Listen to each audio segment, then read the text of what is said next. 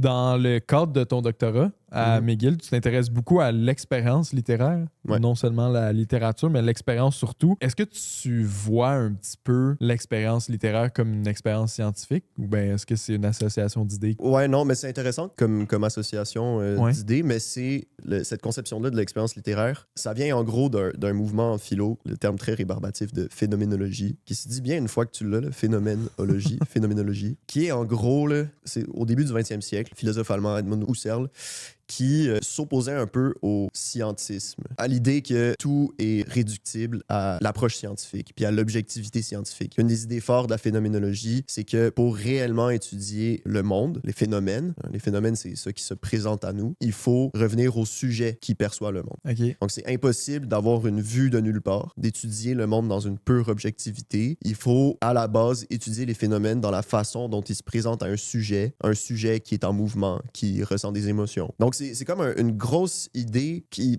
paraît un peu banale quand tu l'as dit, mais qui, dans l'histoire des idées, est vraiment marquante parce que c'était quand même relativement nouveau, en tout cas dans le monde occidental, qui avait été beaucoup plus marqué par, mettons, la pensée de Descartes, puis le dualisme corps-esprit, tu sais, puis que comme les choses, ce sont des choses étendues, des res extensa, qui existent un peu indépendamment de nous, qu'on peut étudier d'un point de vue un peu de spectateur, avec cet esprit qui est immatériel, tu sais, qui est séparé du corps. Husserl va dire non, on est toujours dans un corps. Le corps influence la façon dont on interagit avec le monde et c'est cette façon dont on interagit avec le monde qui doit fonder la science. Donc ça, souligner l'importance de l'expérience.